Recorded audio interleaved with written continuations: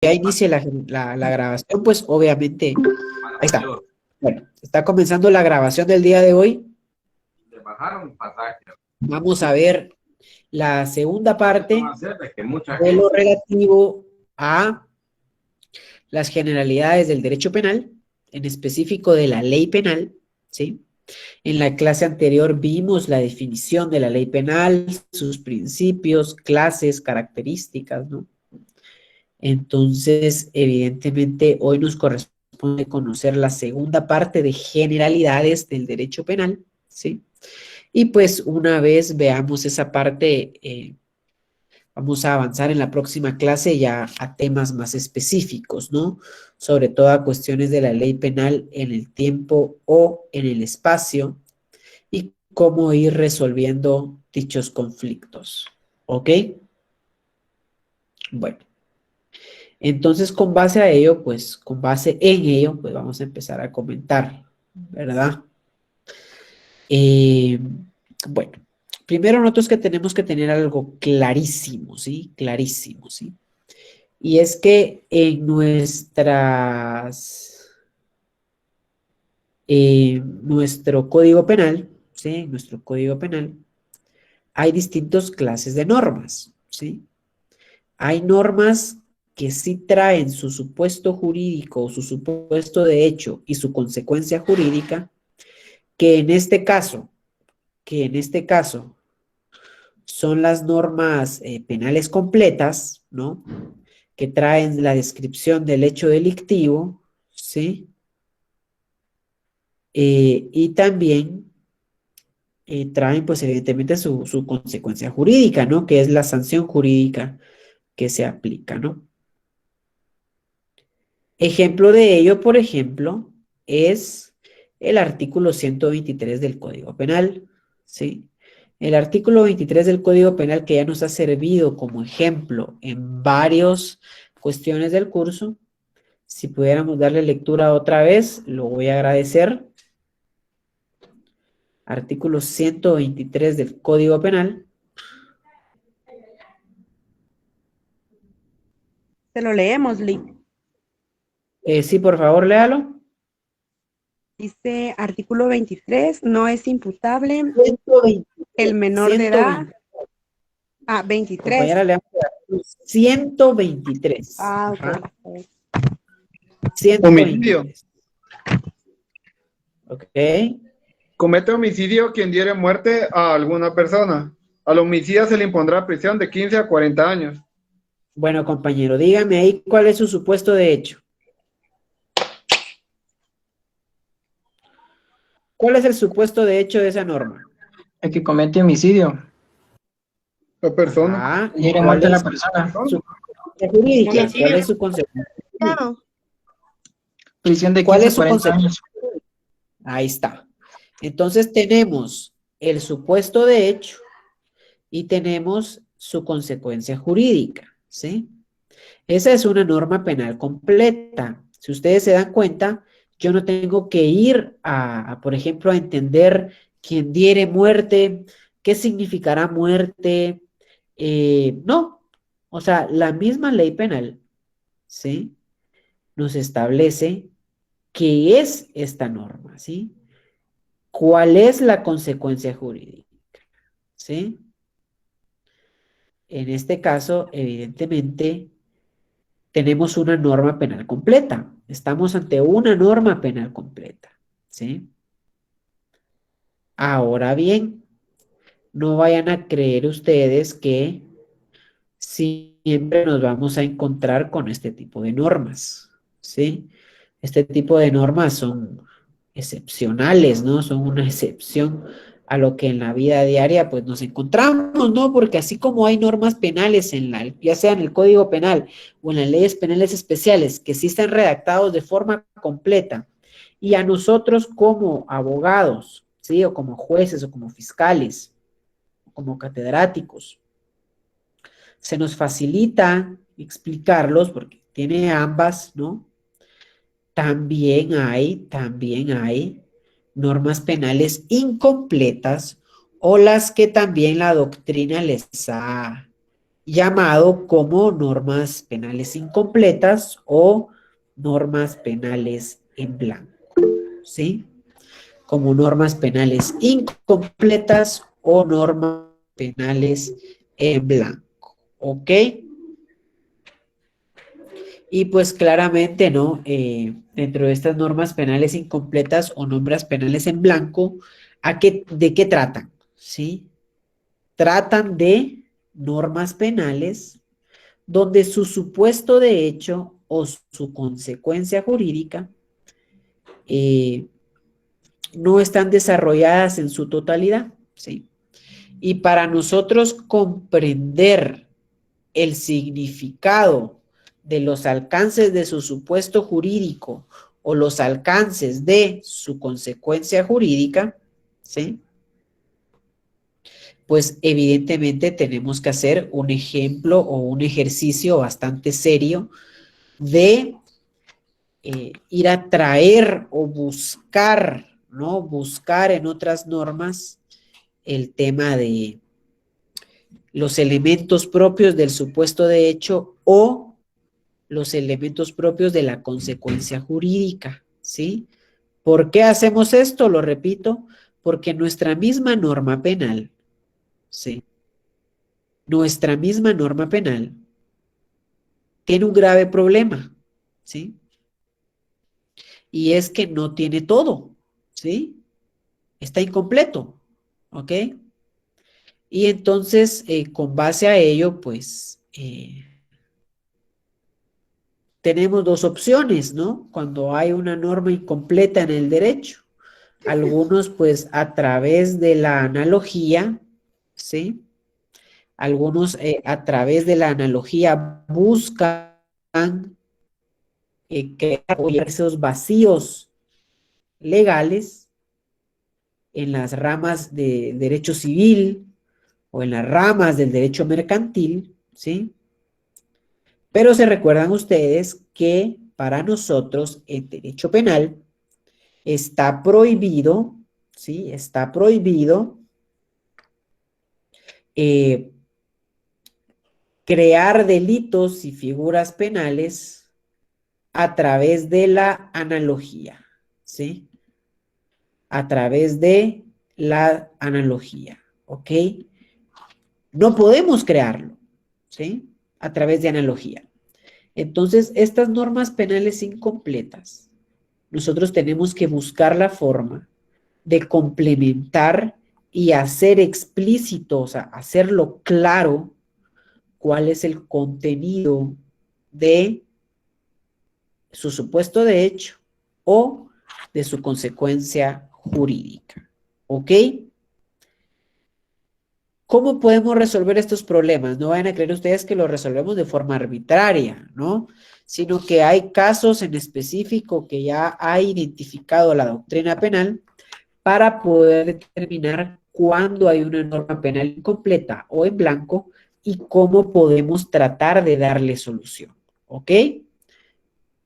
Vean primero, pues. Si hablamos de las normas penales en blanco, ¿sí?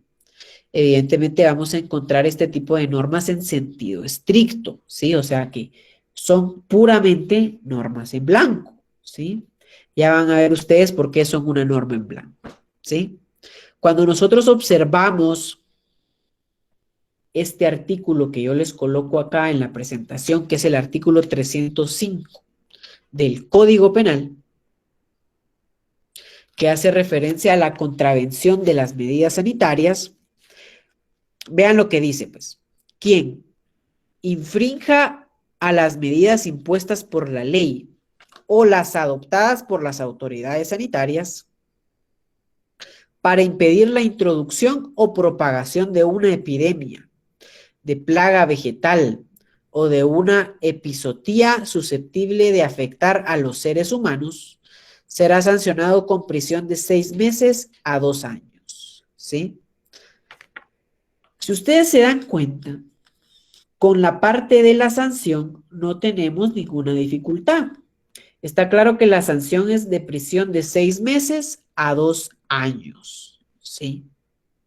Pero si nosotros estudiamos un poco más a detenimiento el supuesto de hecho, vamos a ver de que el legislador que creó la norma penal nos dejó este supuesto de hecho, pero de una forma abierta, ¿sí? No nos lo dejó definido y detallado a qué hacemos referencia, ¿sí? Cuando nosotros hablamos de una medida impuesta por la ley, ¿no? Por las autoridades sanitarias, ¿sí? Entonces, lo que nosotros hacemos es ir a buscar cuáles son esas normas, ¿sí? ¿Cuáles son esas normas o esas medidas que nos establecen la ley o las autoridades sanitarias? Por ejemplo, ¿se recuerdan ustedes de que el señor presidente de la República en una conferencia de prensa dijo que el que no utilice mascarilla, pues evidentemente pues se lo iban a conducir, ¿no? Y a llevárselo preso, ¿no? Para que responda por, en este caso, por el delito que ha cometido, o, ¿se acuerdan de aquella famosa fiesta que realizaron en Carretera El Salvador? ¿Sí? Evidentemente, habían medidas sanitarias impuestas por los, en este caso, las autoridades sanitarias, ¿no? No estaban como tal en el Código Penal, ¿sí? Pero cuando nosotros observamos y cuando nosotros evidentemente estudiamos que el presidente también puede crear este tipo de normas que evidentemente pues a través de un estado de calamidad, ¿no? Puede regular este tipo de acciones como vimos hace unos, pues qué sé yo, hace unos meses, hace un año. Evidentemente, el Código Penal no nos establece esa lista de qué medidas. Entonces nosotros lo que tenemos los que tenemos que hacer es ir a otra norma, ¿sí? Ir a otra norma para terminar de complementar el supuesto de hecho de esta norma penal, ¿sí? El supuesto de hecho de esta norma penal, ¿sí? El supuesto de hecho de esta norma penal, ¿ok? El supuesto de hecho de esta norma penal, ¿sí? Vean ustedes, ¿sí? El siguiente ejemplo, ¿no? Pero aquí antes vean esta pregunta, ¿no? ¿Dónde están las medidas impuestas por la ley o adoptadas por las autoridades sanitarias? No están en el Código Penal. Tenemos que irnos a otra norma. ¿Estamos vulnerando el principio de legalidad? No, porque la ley penal nos permite complementarla con otras normas que también son legales, ¿sí? Para entender su sentido, ¿ok? ¿En qué casos sí cometeríamos analogía y es lo que está prohibido? ¿Sí? Que nosotros viniéramos y dijéramos que el tipo penal del artículo 305 nos establece quién infrinja a las medidas impuestas por la ley o las adoptadas por las autoridades sanitarias. Pero haya una autoridad de fútbol, ¿sí? Una autoridad del deporte que establece medidas sanitarias, ¿ok? Y se incumplen esas medidas sanitarias de las autoridades del deporte, cuando le presentan el caso al juez, ¿sí?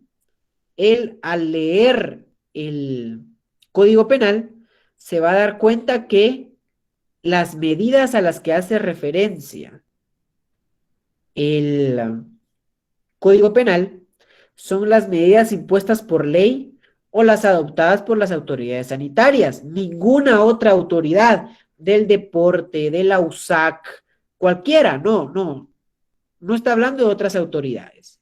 Entonces, si el juez dijera Fíjese que el Código Penal no dice autoridades del deporte, pero como se le parece a autoridades sanitarias, también cometió el delito. No, ahí está haciendo analogía, porque está evidentemente creando cosas que no están en la ley, ¿sí? Pero, a diferencia de ello, si nosotros nos vamos a lo que estableció el presidente a través de como una autoridad sanitaria de las restricciones para frenar el COVID-19 o las medidas sanitarias impuestas por el Código de Salud, en ese caso sí están en ley. En ese caso sí están adoptadas por medidas sanitarias. Y en ese caso, ¿sí? En ese caso, no hay analogía, sino lo que estamos haciendo es complementar una ley en blanco, ¿sí? Es complementar una ley incompleta, ¿sí? Eso es lo que nosotros estamos haciendo, ¿ok? Vean este otro ejemplo, ¿sí? Que es lo mismo, ¿sí? El artículo 274 del Código Penal nos establece, salvo los casos contemplados expresamente en leyes o tratados sobre la materia de los que la República de Guatemala sea parte, será sancionado con prisión de 1 a 6 años y una multa de 50,000 a 750,000 quetzales, quien realice cualquiera de los actos siguientes. Vean ustedes que este artículo 274 sí nos establece claramente cuál es la consecuencia jurídica, que en este caso es una prisión de 1 a 6 años y una multa de 50,000 a 750,000 quetzales, ¿sí? Quien realice cualquiera de los actos siguientes. Y vean la literal C. La reproducción de una obra, interpretación o ejecución, fonograma o difusión sin la autorización del autor o titular del derecho correspondiente, ¿sí? O titular del derecho correspondiente, ¿ok? Vean ustedes que el Código Penal no nos define la parte que nosotros tenemos acá, ¿sí? No nos define, ¿sí? No nos define, ¿sí? ¿A qué hace referencia? Sobre qué es obra, sobre qué es interpretación, qué es ejecución, ¿sí? O qué es fonograma. No lo establece, ¿sí? Entonces, ¿qué tenemos que hacer en ese caso?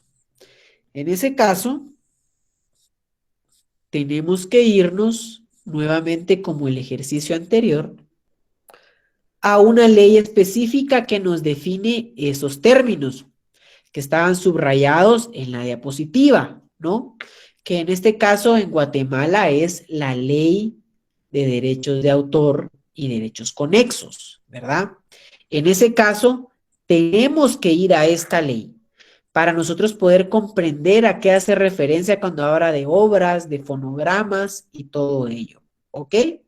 Vean ustedes que en su artículo 4 establece, para efectos de esta ley, se entiende por, y si nos vamos acá abajito, vamos a ver que nos dice la definición de fonograma, ¿sí?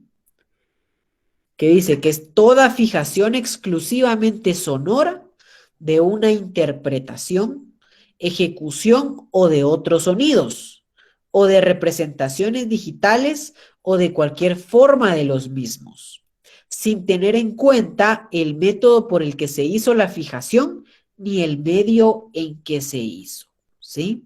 Vean acá un poquito más abajo, ¿sí? Vean acá un poquito más abajo. Nos establece la definición de obra, ¿sí? Y nos establece la definición no de una obra, sino de varias obras.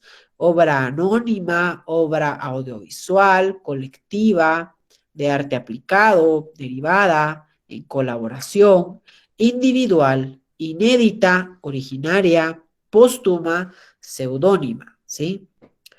Todas esas clases de obra no están definidas en el Código Penal, ¿sí? Y entonces, al estar incompleto ese supuesto de hecho, yo tengo que ir a complementarlo a otra norma, ¿sí? Regresando a la diapositiva original, vean ustedes que yo regreso, ¿sí? Ahora que ya sé que es obra, ¿sí? Ahora que ya sé que es una interpretación o ejecución. Ahora que ya sé que es un fonograma, por ejemplo, ¿sí? Yo regreso a mi tipo penal y lo complemento con una definición que está en otra ley, ¿sí? Se los repito, ahí no estamos haciendo analogía, porque no estamos diciendo que acá dice obra, acá dice interpretación, acá dice ejecución o fonograma, pero se le parecen algunas cosas y por eso lo otro también es delito. No, no estamos diciendo que se le parece. Lo que estamos nosotros diciendo es, ¿sí? Que sí estamos respetando el tipo penal, porque dice obra, dice interpretación o ejecución, dice fonograma o difusión. Eso sí lo dice, ¿sí? Eso sí lo dice, ¿sí? Lo único que estamos haciendo es, evidentemente, complementar nuestro supuesto de hecho. Complementar nuestro supuesto de hecho, ¿sí? Para, evidentemente, pues tener una comprensión de a qué estamos haciendo referencia, ¿ok? ¿A qué estamos haciendo referencia? ¿Ok? ¿Sí? ¿A qué estamos haciendo referencia? ¿Ok?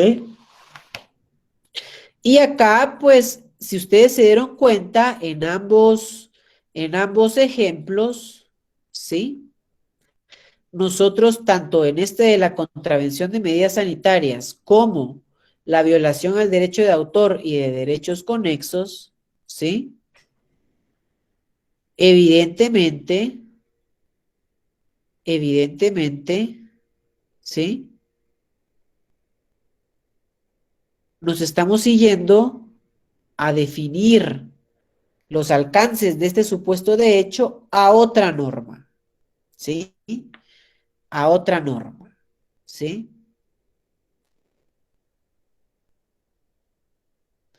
Pero hay casos donde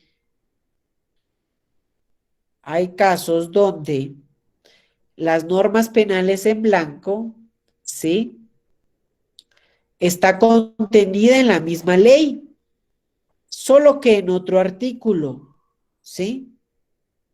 Solo que en otro artículo, ¿sí? Solo que en otro artículo, ¿ok? ¿Sí? Vean ustedes este ejemplo, artículo 140 de la Código Penal. El médico que, abusando de su profesión, causare el aborto o cooperare en él, ¿sí? Será sancionado con las penas señaladas en el artículo 135. Vean hasta aquí lo que llevamos, ¿sí? Primero, no me define qué es aborto, ¿sí? No me define qué es aborto. Segundo, me establece que el que cometa el delito del cual estoy yo hablando en el artículo 200, en este caso en el artículo 140, va a ser sancionado con las penas señaladas en el artículo 135, ¿sí? Entonces, ¿qué tengo que hacer yo? Irme, por ejemplo, al artículo 133 del Código Penal, donde el artículo 133 es el que efectivamente me dice a mí ¿sí? Me dice a mí qué es aborto, ¿sí? Entonces ya se dan cuenta ustedes que estamos complementando ese artículo 140, ¿sí?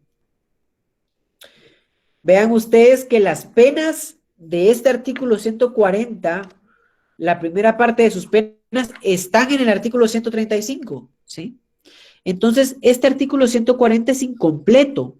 Tenemos que complementarlo con las mismas normas, en este caso que establece el Código Penal, ¿sí? A diferencia de los casos anteriores, ¿sí?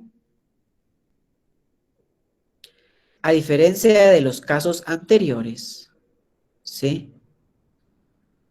Que en los dos ejemplos anteriores nos tuvimos que ir a otra norma. En este caso, no nos tenemos que ir a otra norma, sino que está en la misma norma. Pero,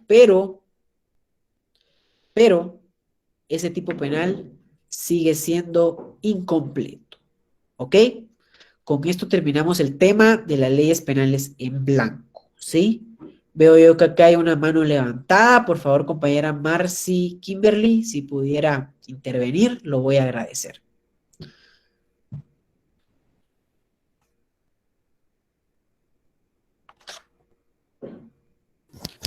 Perdón, licenciado. Hice clic mal, lo siento. Ah, bueno, perfecto.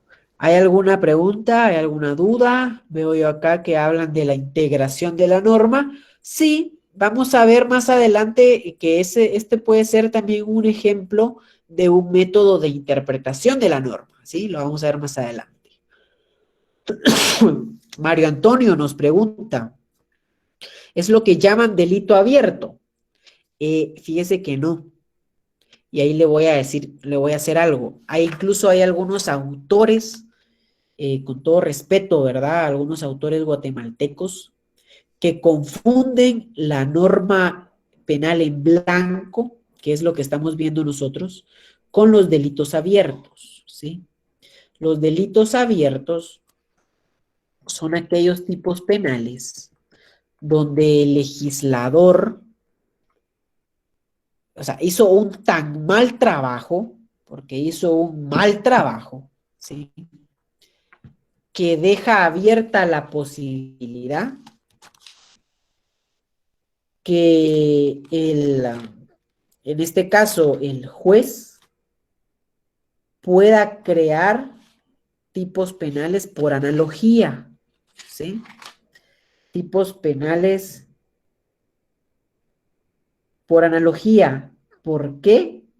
Porque lo deja demasiado indeterminado el tipo penal, o sea, cualquier cosa puede ser el tipo penal, ¿sí? Yo evito esto y la verdad es que yo creo que ustedes ya leyeron una parte de su ensayo y creo que la van a comprender mejor cuando ya veamos teoría del delito, pero desde el punto de vista de la dogmática penal, desde la ciencia penal, hay bastantes críticas a ciertos tipos penales, en este caso de la ley contra la corrupción, por ejemplo, ¿sí? Porque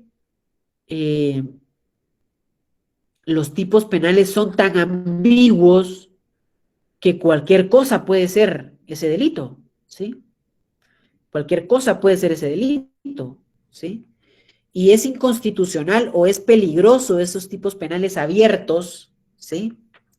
Porque en este caso, pues, como le digo, o sea, no hay certeza. El juez puede, pues, decidir qué es, ¿no? Entonces, y no la ley, ¿sí? Entonces, eso es lo peligroso con los tipos penales abiertos, ¿sí?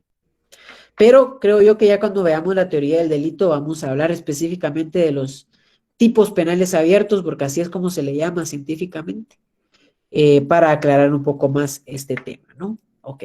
Si no hay ninguna otra pregunta entonces al respecto, voy a avanzar, ¿sí?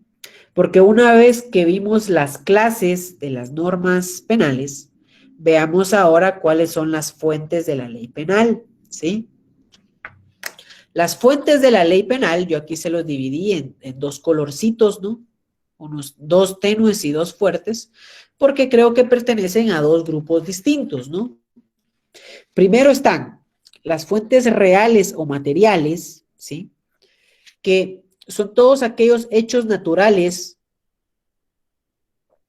o los actos sociales que determinan el contenido de las normas jurídico-penales, ¿sí? Por ejemplo, hay un alto flagelo de narcotraficantes, ¿sí? De narcotráfico. Nuestro Código Penal originalmente no contemplaba este fenómeno, ¿sí? Este fenómeno social, que es un acto social, ¿sí? Entonces, ¿qué hace? ¿Sí? ¿Qué es lo que hace uno? Viene y con base a actos sociales, ¿sí? Con base a actos sociales, se crea el legislador una norma, que es la ley contra el narcotráfico, ¿sí? O por ejemplo, ¿sí? O por ejemplo, ¿sí?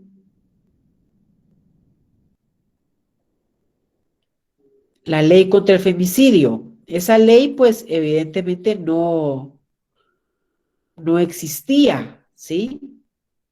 En 1973, que fue cuando se creó el Código Penal. Entonces, ante el flagelo y la subida de índices de violencia contra la mujer, ¿sí? En este caso, ¿sí? En este caso, el legislador crea una norma específica para ese tema, ¿sí? Específica para ese tema. Y en este caso, pues claramente, ¿no?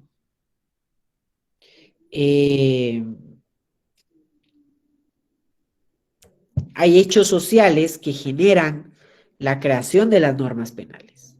Cuando estos hechos sociales o estos hechos naturales nos obligan o nos establecen o generan que nosotros creemos esta norma penal, es cuando nosotros hablamos, ¿sí?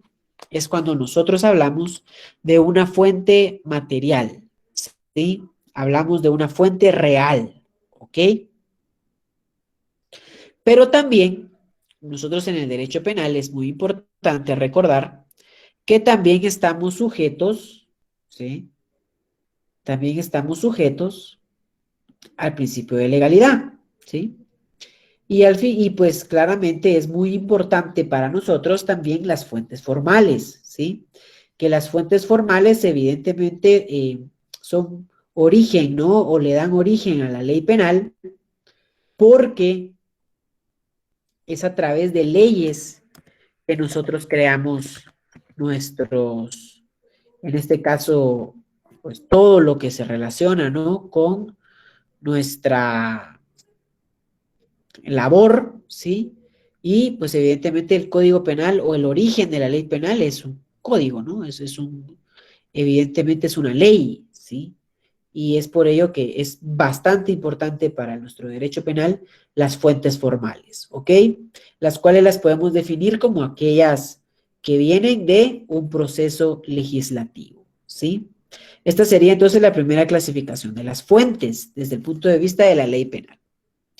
Otras fuentes que también nos encontramos son las fuentes directas, ¿sí? Vean ustedes que dentro de las fuentes directas nosotros encontramos todas aquellas fuentes que por sí mismas tienen la virtud suficiente para crear normas jurídicas con carácter obligatorio, ¿sí? En este caso, ¿quién es de conformidad con el artículo 17 de la Constitución Política de la República y el artículo 1 de nuestro Código Penal?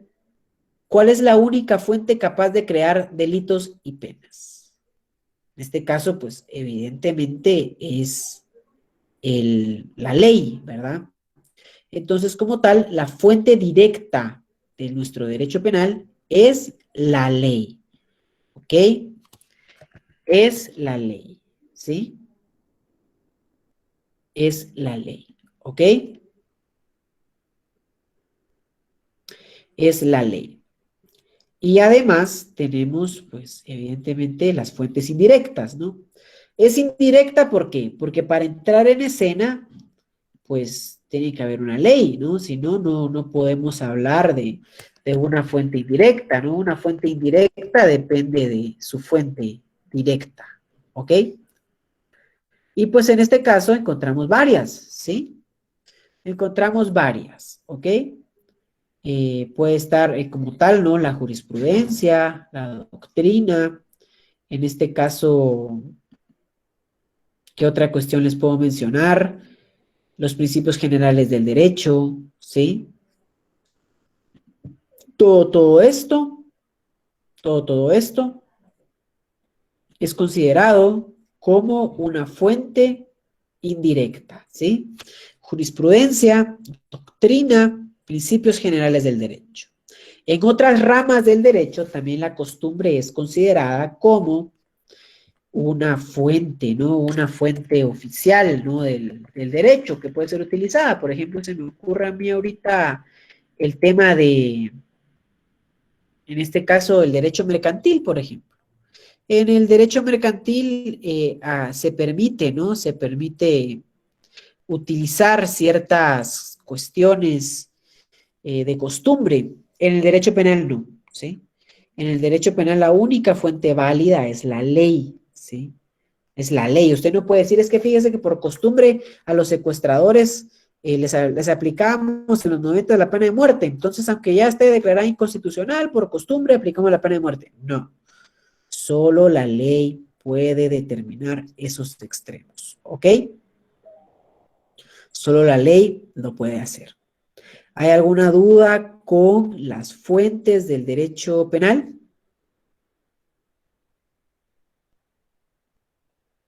Porque si no hay otra duda, entonces avanzamos ya a la finalización de nuestra clase, que serían los métodos de exégesis o interpretación de la ley penal, ¿ok?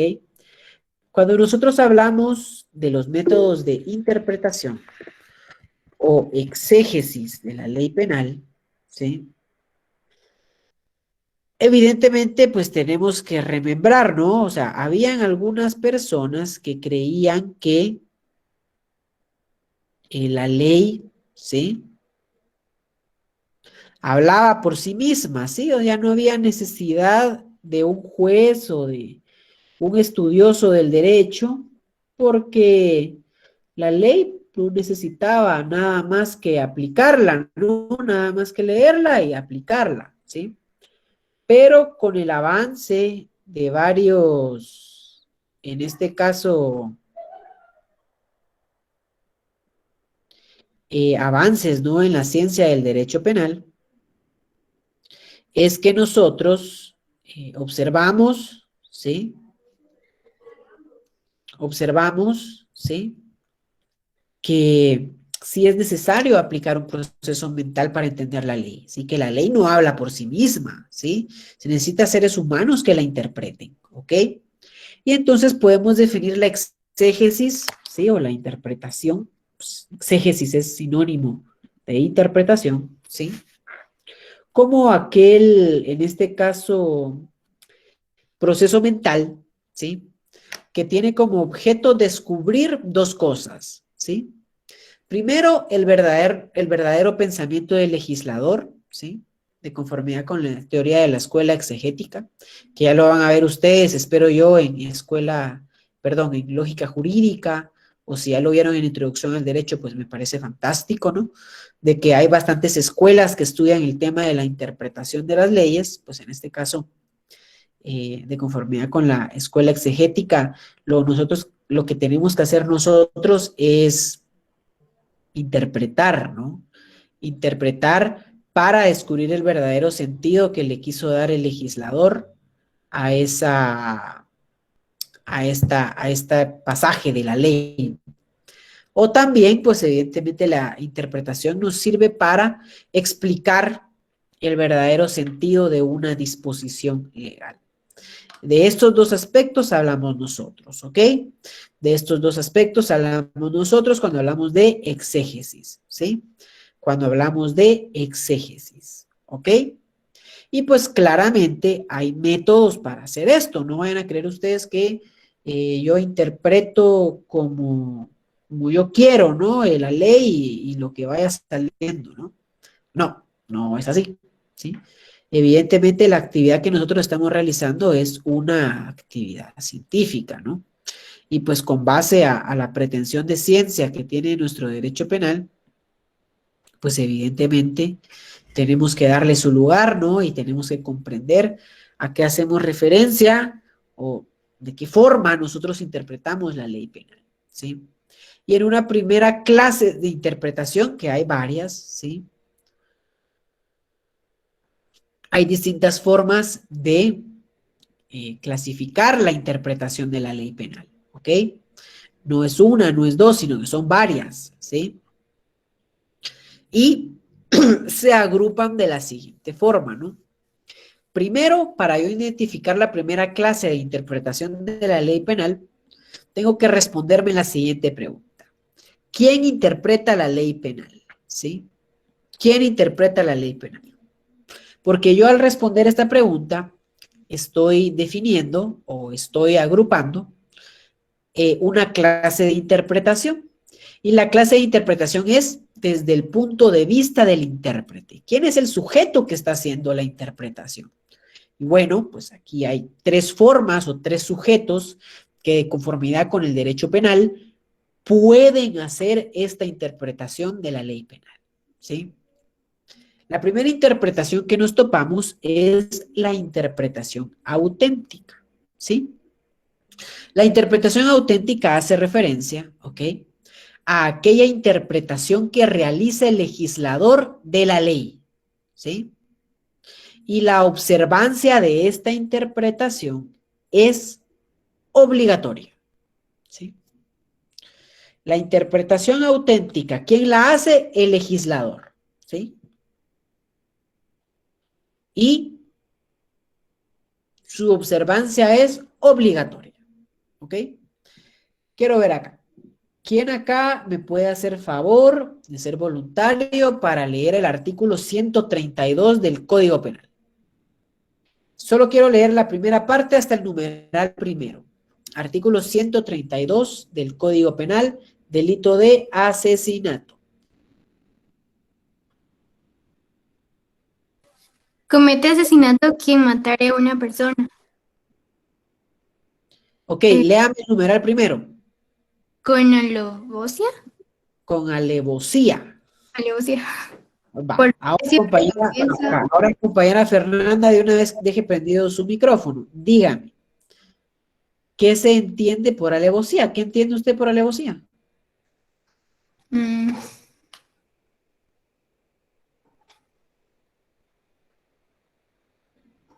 Con ventaja y alevosía. Vaya, pero ¿qué es alevosía? Díganme ahí con sus palabras, ¿qué es alevosía? No vayan a buscar a Google. Díganme. Ah, va, pero con sus palabras, no vayan ustedes a Google. Va.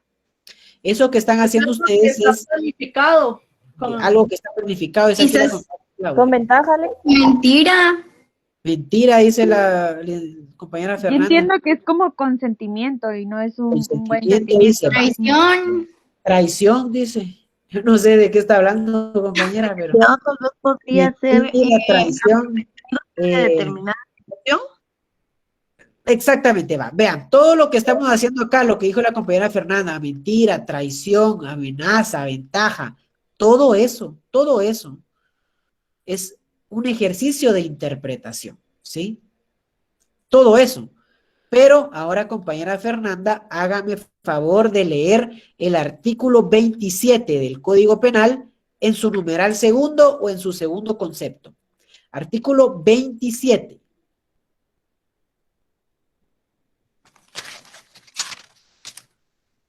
El segundo.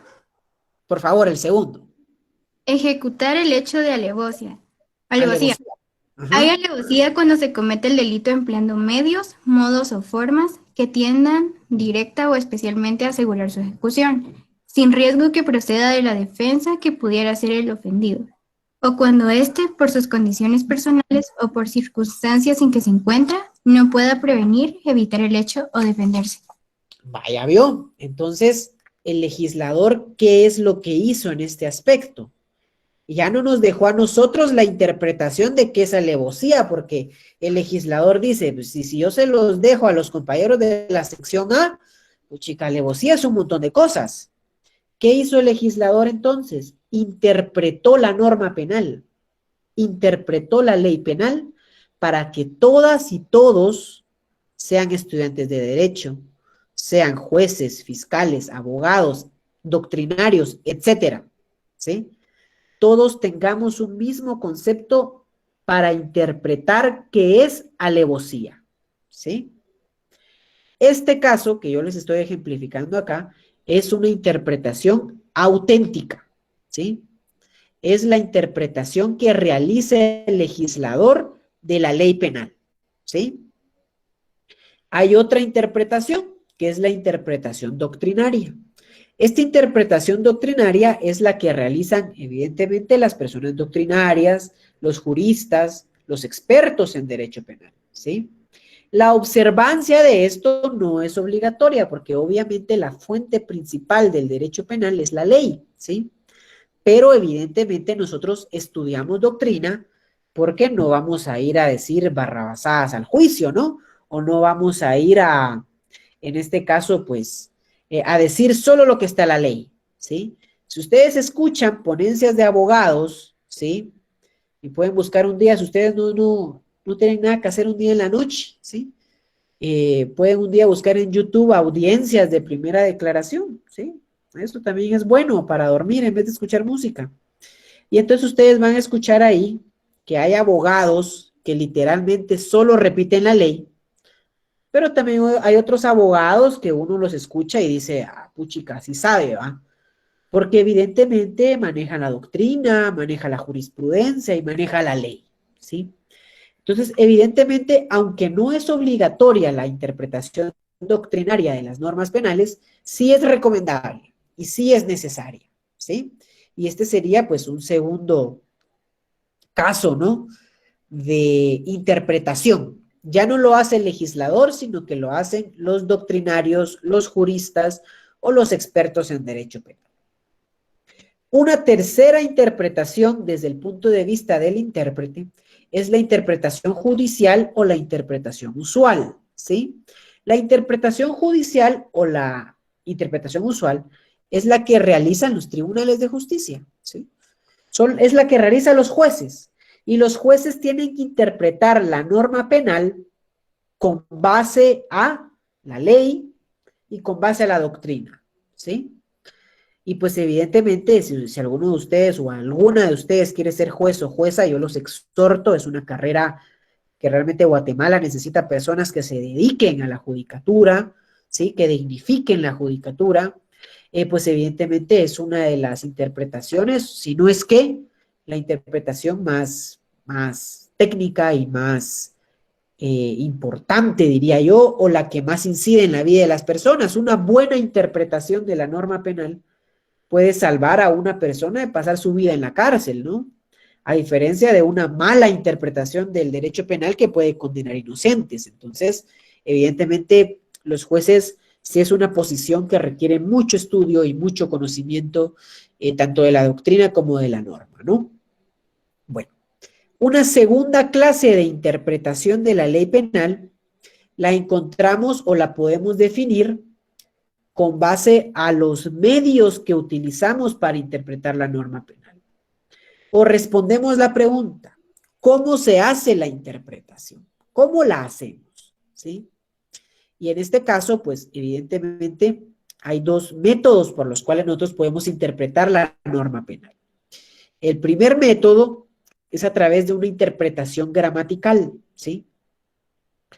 Nosotros, al tener una palabra, ¿sí?, que no está definida por el legislador, como el ejemplo de la alevosía, que sí está definida por el legislador, ¿sí?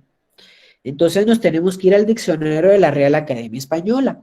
Recuerden ustedes que cualquier pasaje de la ley a menos que no lo haya interpretado el legislador, de conformidad con la ley del organismo judicial, debe ser interpretado de conformidad con el diccionario de la Real Academia Española, ¿sí?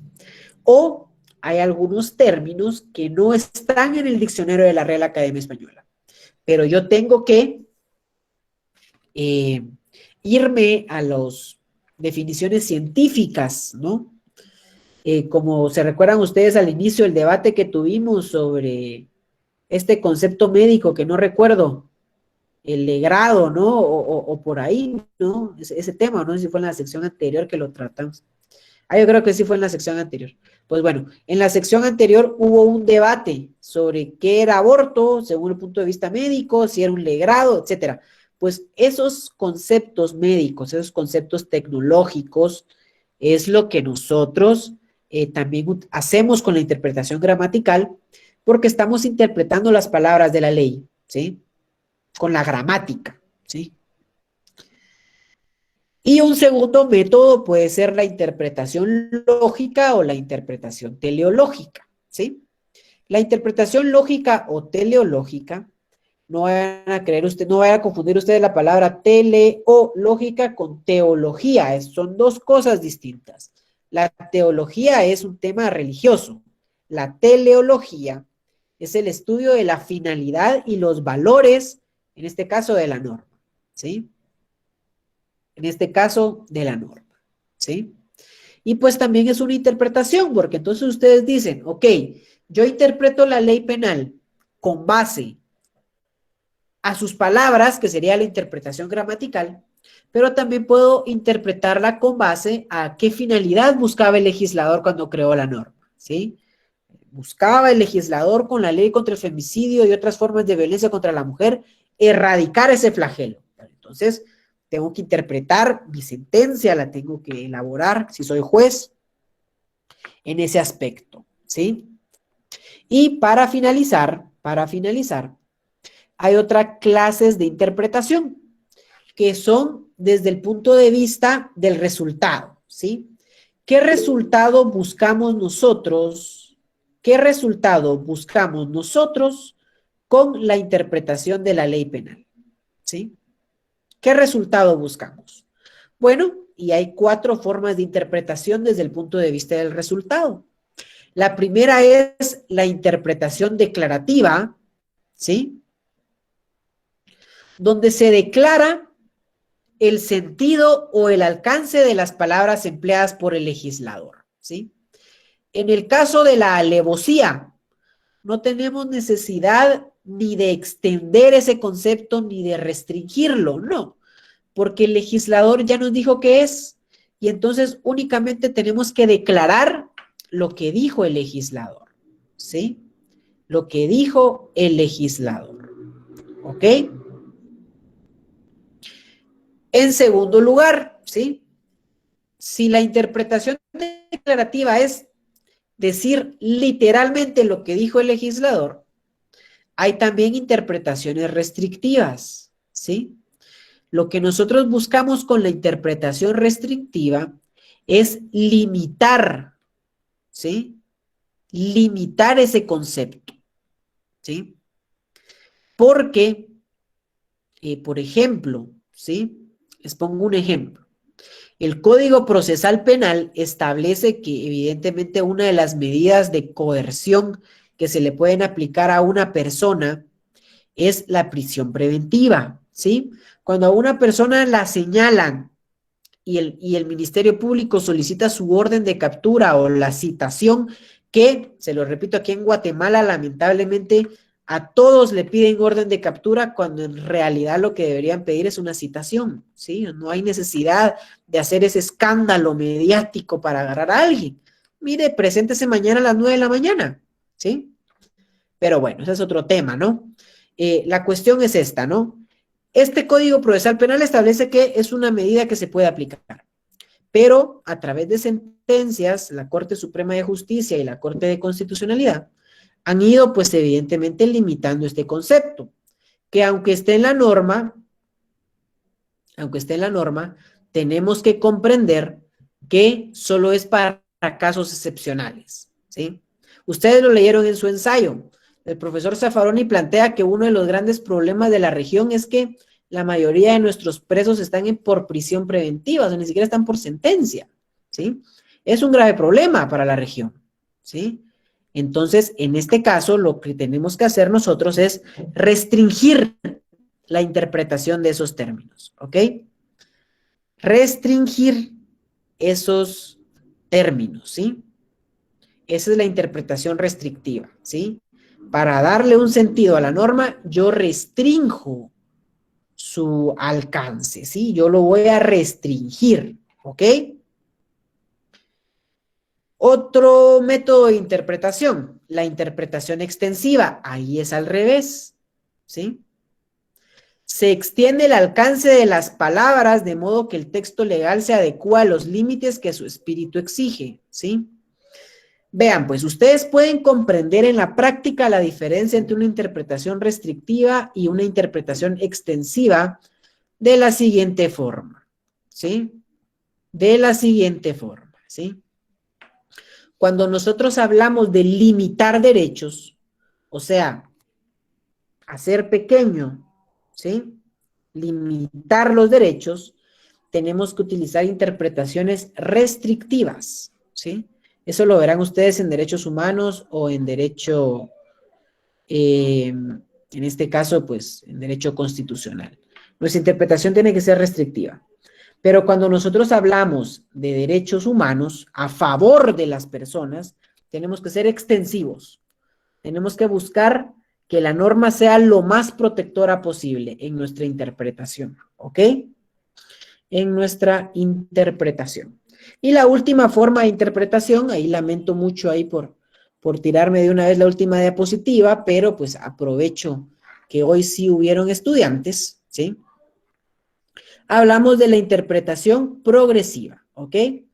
Y es cuando nosotros interpretamos la ley penal conforme al avance de los tiempos, ¿sí? Por ejemplo, le voy a poner de una vez un ejemplo para que ustedes se lleven hoy.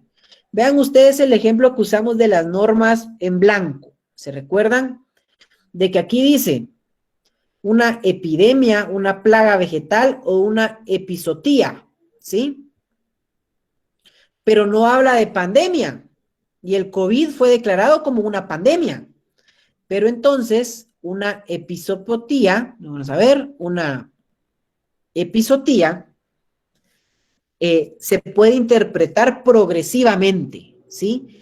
En el sentido que el coronavirus proviene de un animal, ¿sí? Y una episotía es una enfermedad que proviene de un animal que es susceptible a afectar a los seres humanos. Ahí estamos haciendo una interpretación progresiva, ¿ok? Bueno, si hay alguna pregunta, con todo gusto la respondo en este momento. Si no, pues, todo está en las diapositivas. Espero yo que hayamos captado los conceptos, ¿verdad? Si Buenas hay noches, alguna licenciado. pregunta, vamos a realizar en este momento. Adelante, por favor, compañera. Licenciado, fíjese que no me quedó muy claro lo de en las fuentes de usted en la primera, no recuerdo cómo es el nombre, pero la primera no me quedó muy clara. ¿Será que la podría repetir? Claro, claro, ahorita la vamos a repetir el tema de fuentes, Gracias, ¿sí? mi amado. Bueno, vea pues. Estoy buscando la diapositiva. ¿Se recuerda usted que habíamos hablado que hay dos grupos de fuentes de la ley penal, ¿sí? Hay fuentes reales o materiales y hay fuentes formales, por un lado, ¿sí? Y por otro lado, ¿sí? Hay interpretaciones directas o hay fuentes indirectas, ¿sí? Hay fuentes directas y hay fuentes indirectas. En este caso, si usted revisa nuestro Código Penal, en 1973, en el tiempo en el que fue creado, pues muchas cosas de las que pasan hoy en día no suceden, ¿sí? No suceden, ¿ok? Entonces, una fuente real o material es cuando el legislador, para crear leyes penales, toma en cuenta los hechos sociales. Por ejemplo, una gran deficiencia que tiene nuestro Código Penal, nuestra ley penal, es que no hay regulación para los delitos informáticos, ¿sí? Y pues evidentemente cuando creen esas leyes penales para sancionar los delitos informáticos, ¿sí? Lo que está haciendo el legislador es tomar en cuenta los hechos reales de la sociedad. Y aquí hay problemas con lo informático, voy a legislar.